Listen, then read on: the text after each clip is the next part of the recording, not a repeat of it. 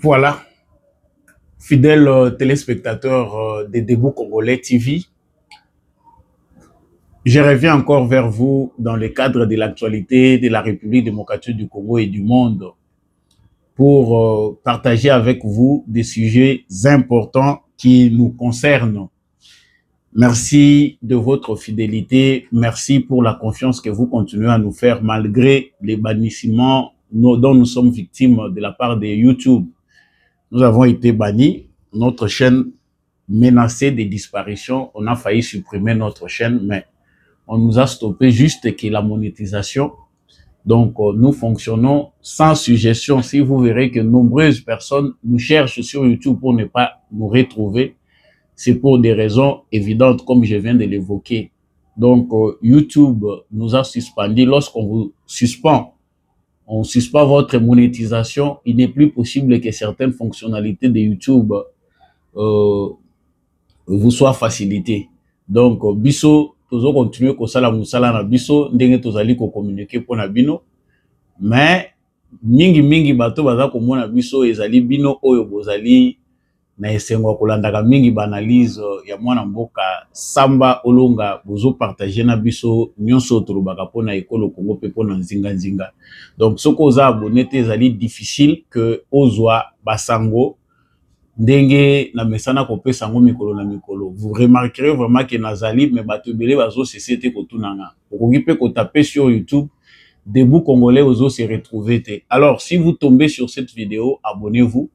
J'ai repris dans les titres et je vais écrire Debout Congolais au début, comme vous le voyez, pour que Bandeko Bazo Lukaka Mingi Debout Congolais bo se retrouver à travers un lien et émission Oyo. Alors j'en profite aussi pour ceux qui disent que Canal Oyo Natie pour soutenir Ezali difficile.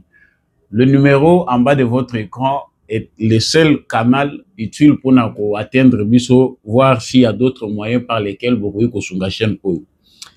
Nalombango na kei na actualité parce que yango nde mutu ezali penda bozeli na bino ya makasi, tout en espérant que bozo like déjà, bozo partager na ba voisins, surtout faut ko like ka mingi pour que émission ekoba kotambola malamu. Ce n'est pas facile de reprendre à zéro, mais tozo koba kaka parce que avec vous notre communauté tozo koba kosala yango. Alors deux sujets importants oyo ta onaza ko méditer sur actualité na biso et elinga yango na memeli bino awa. Sujet ya liboso ezali que Olenga Nkoyi oyo azali président ya conseil national ya suivi ya accord to ebité accord yango ezalaka kaka to esi ekufa to yebité. Alors monsieur Olenga Nkoyi revient aussi sur la situation en République démocratique du Congo. En tout cas, il y a Zako Banza que et comme il peut tout na bango pe bakende na nous contenter lolenge nini oyo bakoki ko kende. Est-ce que il me faut lire ici ce qu'il a dit? Voilà, lolenge nini bango bako kende basala pe délégation na bango ya 11 personnes pour aller chercher des solutions par rapport à la situation mboka ezali ko vivre. Amoni vraiment que situation ezali pas si mingi et c'est que na bango pe ba intervenir yango azali ko préparer délégation moko ya 11 personnes pour que bakende ko kutana na ba Corneille Nanga et les autres de l'autre côté pour tenter de décanter la situation. Alors, les en avant moko munene ya ba consultation et l'équipe mingi. Eza sujet à liboso na ko lobela bino awa sur ces vents des consultations et ma tractation ezo salema na classe politique congolaise. Ça va nous amener où? Intérêt ya congolais eza wapi? Poto ba pendeki ni to ko se comporter.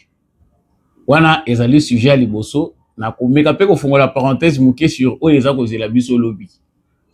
Pona bao balandaki émission précédente était. Et puis pona kosukisa nazozonga na likambo ezosala une na ba réseaux sociaux. Francine Muyumba zo finga ma ya kosakana te, ancienne sénatrice, a critiqué vivement maman na biso ministre des Affaires étrangères Thérèse Kayikwamba alobi aza mwasi moko mayele aza compétente mais azo travailler na système moko eza pourri azo maîtriser te enjeu géopolitique ndenge nini ba rapport ezali ya aza na maîtrise nango te kanda oyo baimboka balandisi nango Francine Muyumba nga na kotaka penda mingi makambo ezalaka ya polémique te je ne suis pas de cette philosophie là mais tindi ngai penda nazo sujet au poto chango pe liboso Francine Muyumba eloko nini etindi ye akende kokota makambo oyo ezali sujet to clôturer nango émission oyo. Alors, je vous dis encore grand merci d'avoir choisi cette plateforme pour partager l'actualité de la République démocratique du Congo. Ne pensez pas que j'ai oublié Justice Yanzambe. Donc, ezali malamu pona ngai na l'excellent bino tenter moi 30 secondes on azwaka wana pona ko insister ezaka pona ngai lokola devoir moral dire au commun des mortels que Justice Yanzambe moto moko te a échappaka na contrôle nango. Vous pouvez échapper facilement à la justice de ce monde. Vous pouvez échapper grâce à vos efforts ou vos moyens. Vous êtes riche, vous savez comment être rusé, mais celle de Dieu, personne n'y échappe. Bosala kamalamu. Bamusu bakoma kokimela ngo émission oyo introduction les kakamulai te. Nga peza nango devoir kaka moral. Oloba lobi te ke onga bateya kanga itete. Profitez. Je retourne dans l'actualité. Comme je venais de le dire, disparu des radars. Nazo bate mboko yo biso peto créer cop na biso to zalata soit na cop ya basango biso pe to kende ko s'aligner na scène ça to kota wapi po biso peto zwa part na biso ya gâteau. Parce que j'ai essayé de réfléchir aujourd'hui, je me suis dit franchement na Congo pour vivre bien, il faut appartenir à un réseau ezali kabu ya cop. Et c'est ce qui nous pousse tous à faire la politique. Monsieur Olengankoyi disparu des radars il y a un certain temps, batubaza komitu na même question il y a existence il y a sensa.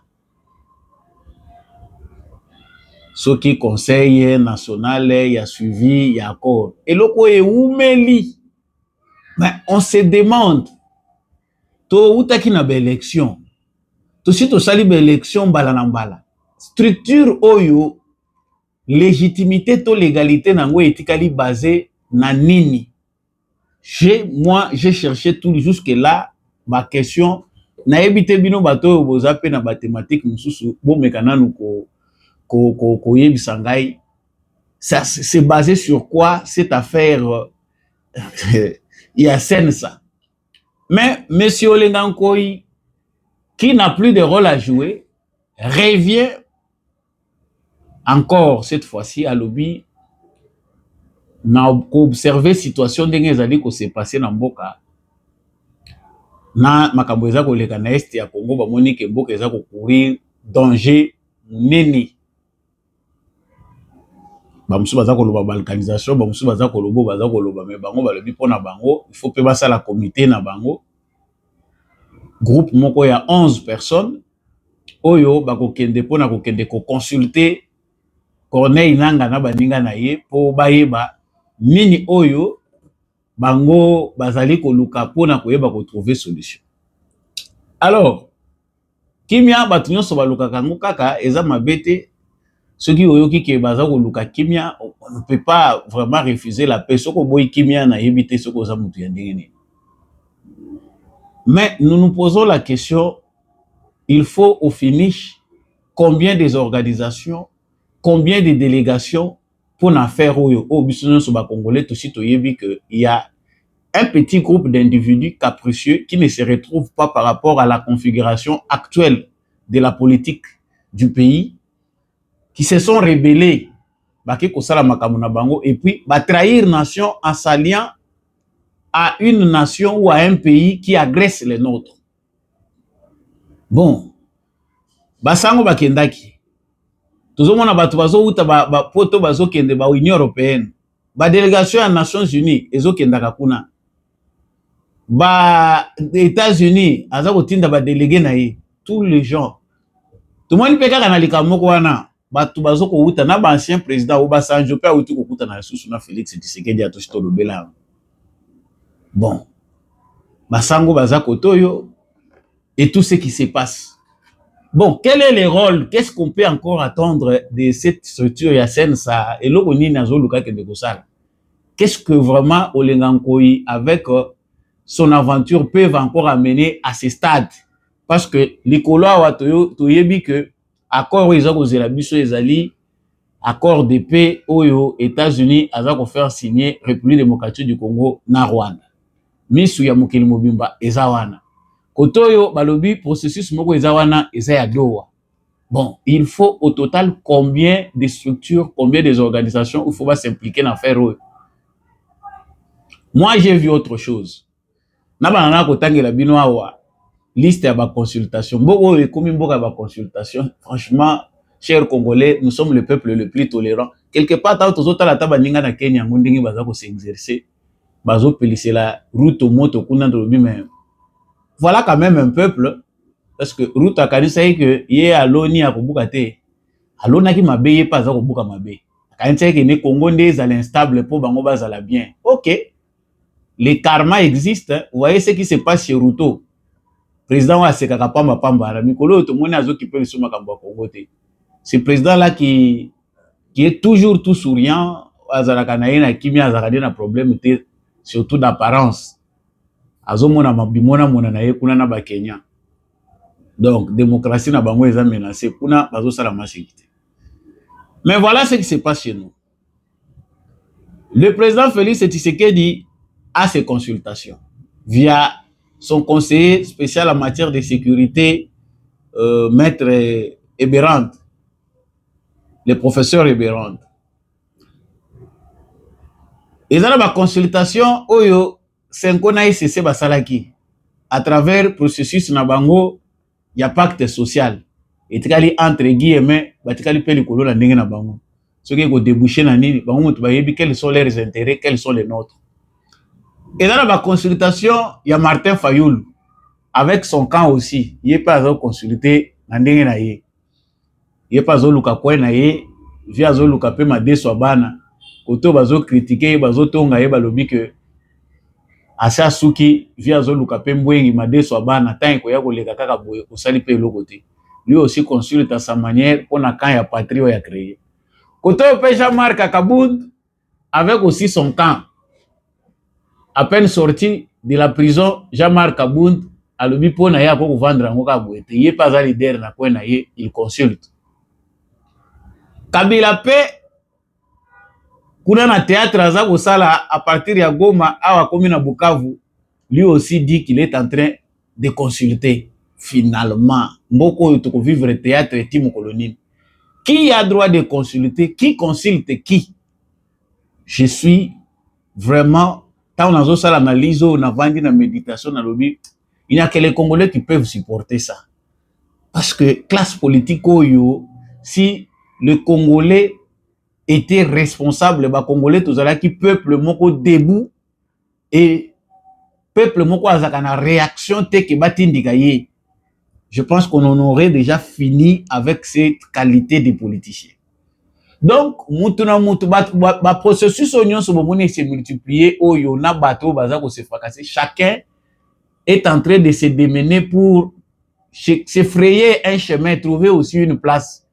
Par elanga ya gâteau aux angana kokote la ndengeni. Ah, Martin Fayoulou qui n'a pas de député, qui n'a rien, cherche batunini onga pe na ko mobiliser pour na sala paix dynamique.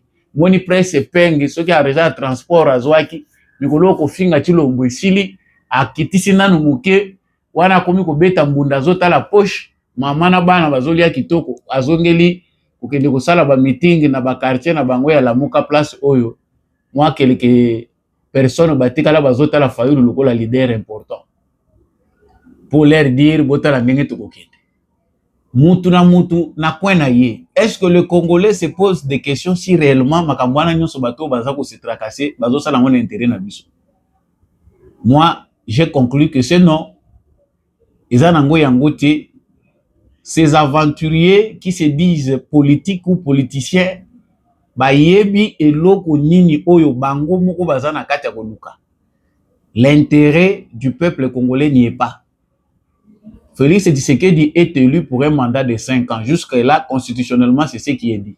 Bon, la tractation au union so yona pression union so bozo luka bosani.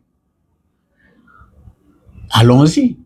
Et vous verrez que Tshisekedi a sala na ye 5 ans oyote a sali yango yango moko. C'est cette classe politique ndenge baza ko multiplier ka ba problème ndé ba ko poussa mikolo Tshisekedi au sommet de l'état.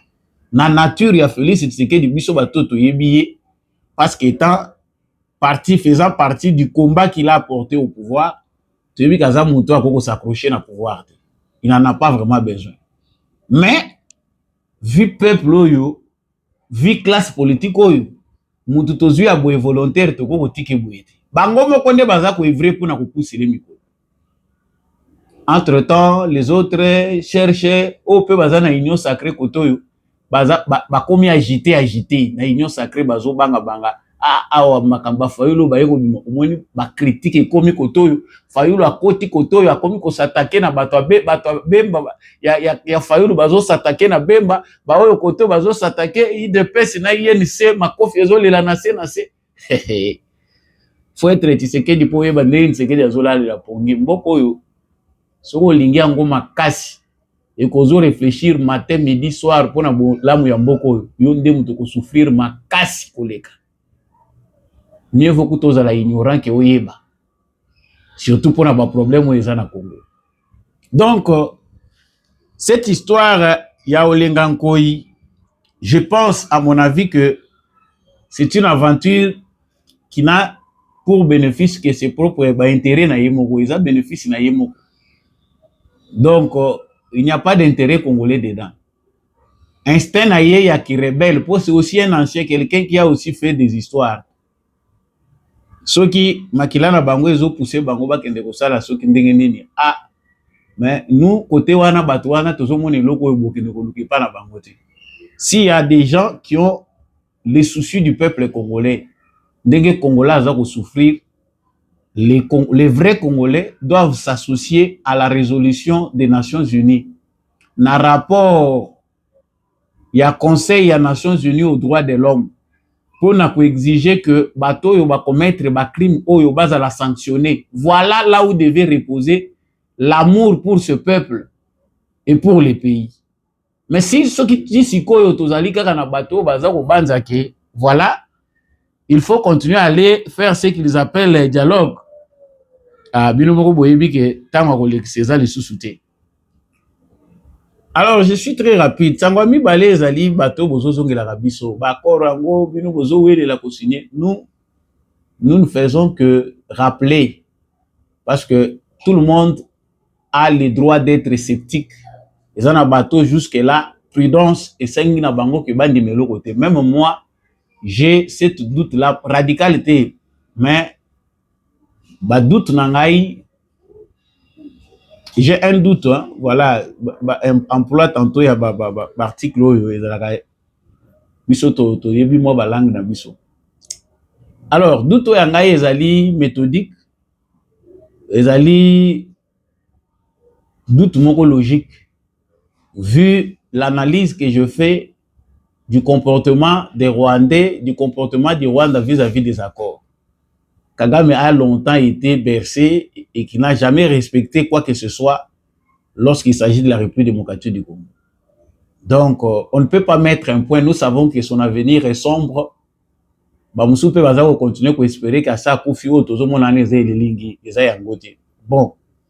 et ce qui confirme aussi les doutes des autres, c'est que tant on va le ministre et affaires, ministre affaires étrangères, on de signer la place, il y a le président. Certains disent, aïe, wana penda, asa koufi na yedi bela, bazo tia la biso ba photo moussous. Bon, nous sommes obligés des fois de nous nourrir de ce que sont nos imaginations, de photos berisaka besprit na biso, mais moi je ne fais pas partie de cette catégorie-là, ya bato balukaka. Bazo ata biloko eko sepelisa bango po balala bien. Non, moi je ne suis pas de cette qualité-là. Bato bolandaka ba information na nga bomona que je n'aime pas inventer des choses. Tokomaka lokola bato moko tozo discuter autour ya ba information et sa vérité. Non, discutons sur ce qui existe. Et c'est une information, oui, si nous nous sommes trompés, lobby photo se rattraper, tu es to se tromper qui. Et non to abrutir bato. Le travail des médias ne consiste pas à abrutir les gens. Informer, former et divertir. Bon, à moins que vous choisir pour divertir, bah, tu n'as pas fausses informations. Mais je ne pense pas que c'est ça la mission. Yango bomona biso ba mususu na moment moko tokangi monoko parce qu'il y a un moment il faut se taire. On ne peut pas tout connaître. Donc pour ce qui est de la journée de demain, on voit aussi trop d'agitation du côté à Rwandais. Baza agité makasi que ministre des Affaires étrangères ya Rwanda, Olivier Ndayirire, soki Ndayirire, aza ko continuer ko contredire ba version non na kati ya accord wana, il ne s'agit pas de retrait des troupes rwandaises ou des forces de défense rwandaises. Il n'est pas question là-dedans. Tout ça, ce sont des, c'est ça le jeu. À ce jeu-là, il faut comprendre que la République démocratique du Congo ne joue pas ce genre de jeu-là. Jeu na bango, ils ont basé toshito yebiango bien, ils ont basé na manipulation. Ils aiment bien manipuler, baza rusé, ils sont là. Souci na bango eza ke Congo atombokata na momo et na dernière minute aloba pourquoi Rwanda zo sala ba déclaration abou. C'est pour cette raison que Paul Kagame a nommé ce ministre là. Bango guerre na bango ezala kaka boete ça peu psychologique. Ils doivent énerver de temps en temps les Congolais, créer de faux sujets. Donc, bayebi que sujet eza ya lokuta, mais ba créer ngo po ba divertir bino. Diversion kaka, botikala nango bango pendant que bazo sala makambo susu. Les Rwandais sont préparés à ça. Donc, attendez que vous signer, il les signe à contre-cœur, bazo signer na mutema pasi. C'est là où moi je me demande même bandeko bozali sceptique bolobi accord réseau favorisé Rwanda. Pourquoi les Rwandais sont inquiets? Pourquoi le ministre des Affaires étrangères du Rwanda est obligé de tromper les Rwandais au sabango que noté, il ne s'agit pas de ça. Tant aux autres bayo lingiba komage retrait des troupes rwandaises lingiba bandelango na monokoni. On l'a déjà fait par toutes les nations oyo. Bazoye basens ya droit international. Là-bas, on écrit respect de l'intégrité territoriale, na souveraineté nationale ya ba pays. Donc yo lingi ba yebisa yango te. Ba kende ko komela yo retrait ya ba troupes rwandaises, retrait de mes. C'est un monsieur qui est nommé là pour faire ça. Kagame yebi kazana eloko moko ya sika ko bakisa kuna te. Ce monsieur là Olivier est là pour manipuler et les Rwandais et les Congolais qui sont naïfs ou corrompus. Voilà de quoi il s'agit. Et nazo suki sawa na faire oyo ya makambo eza kotala donc so bomonière moko na komi mwindu couleur zo changer, sachez que nazo bona pe makambo wana lusinde. Donc courant ekoki okata à tout moment. Je ne sais pas eza nini. Courant ya Kinshasa 2 mandats ya Tshisekedi yango toujours que le deuxième mandat yango zo sila. On attend que de bonnes nouvelles les oya ka Banque mondiale a bakisi mbongo tout ça. Mais ça na quoi mon côté à Kinshasa au bato bazolela courant eza stable balobi que courant eza bien awa toza kimia. À part na oya kuna et pas président de la République kuna ba yebi que soki kaka basali erreur président ko relever. Mais nous les restes bo bongo saka ba groupe électrogène. Non, quelque part il y a aussi mauvaise foi. Na soki ça na likambo Francine Muyumba oyo a s'attirer foudre ya batu nyonso. Francine Muyumba kritikaki mama na biso Thérèse Kayikwamba lobi aza compétente mais ayebi banjete aza na maîtrise ya banjete na ba réalité ya terrain. Ye ayebi politique malamu koleka Thérèse Kayikwamba. Mais nayebisi bino makambo oyo azwi ba réponse oyo ya azwi na ba réseaux sociaux ezongisi na esika na ye. Cette dame Thérèse Kayikwamba presque inconnue parce que tout découvrir à travers le président Félix Tshisekedi. Bien que certains connaissaient peut-être sa sœur Azali conseillère, il y a président Félix Tshisekedi ou Azali, toujours dans l'équipe, il y a président Félix Tshisekedi. Elle a marqué les esprits en tant qu'une femme, pas seulement parce qu'Aza Mwasi, mais pour son travail, même Yemoko président, a honoré Ndenge, tout le monde qui a un conseil de ministre, que Moussala Naye Aza ko respecter quand même orientation de la part du président de la République. Et même des observateurs Oyo, Bazali, pro Tshisekedi te bayebi komona que non, cette femme-là a fait un travail de qualité. Mais le rôle de Francine Muyumba aza frustré, aza obligé à défendre Kabilati Mukololiwe Kozwaye, aza obligé à kende ko s'attirer foudre ya batu pour na ko kende ko critiquer mwasi wana. O ayebi loko te yondo yebi Yo tango kendaki kuna na niveau ba memaki yo na makambo ya jeunesse africaine. Qu'est-ce que ça a apporté pour le Congo et pour la jeunesse du Congo? Batu bazongeli Francine Muyumba pona kutuna ye origine na ye. Okomaka congolaise. Na adoption tata na yo. Oui, toyoki kombo moko babimisa wana o papa na ngai akufaki awa. Mais bato baza ko confirmer que Francine Muyumba otangaki classe na Congo te, côté ozalaki étudiante. Bayebaki yo kuna ozalaki na nationalité mosusu soki burundaise, soki nini. Mais oye okoma congolaise ndenge nini? Babandeli nanu kuna. Baninga quand même ye wana toyebi que papa a s'inventé te, papa na ye aza allemand, maman aza kassaïenne, congolaise. C'est connu. Mais pourquoi bino boza na courage te ya kolobaka pe ba identité ya ba papa na bino na ba maman na bino? C'est des infiltrés. Avoir ce courage là na moment ya boye oyo Kabila koti zamba pour venir détruire le paix que nous avons construit sur les sacrifices. C'est que bato oyo baza ko insulta biso tout le temps. Au moment oyo bakabili c'est faut ba fanda munoko ya kokanga. Mais voilà comment ce qu'ils sont en train de faire. C'est juste quand on a pousser que note to ba propos to zote na kabaka na biso po to zo ba raison ya ko s'exiler to lo ba que voilà to sali boy. Un kabiliste n'a pas droit à la parole. Par expérience, na moment où biso to komi, même ceux qui disent que na moment où to za ba déception sur certains plans ou dans certains secteurs, makamusu to zo la ba réponse ya no kina no yete. Vous pensez vraiment que recours na biso ko za la Kabila? Madame Francine Muyumba, moi si ya Patrick Kanga, munoko eba ka pe momani ni foko kanga yango. To yebi ke souci na bino makasi ezaki bo se retrouver.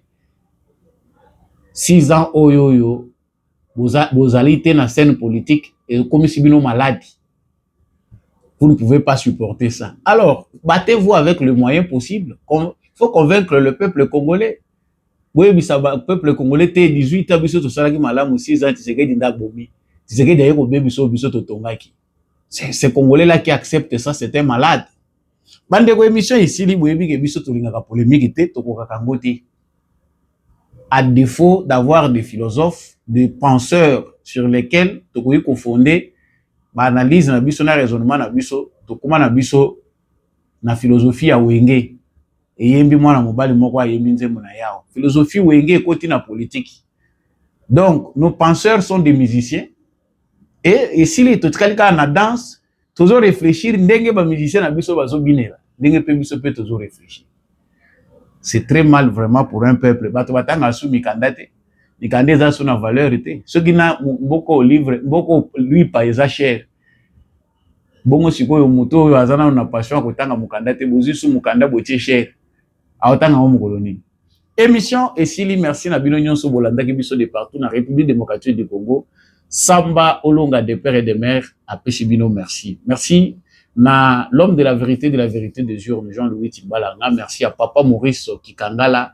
Matondo na Papa Freddy Ngwama, Papa Boniface Mpunga. Merci mingi na Papa Michel Lumakaso, Mama Bilbilonda, Mama Lisette Mumbendu, Mama Rose Sirikari. Matondo mingi na Papa Paulin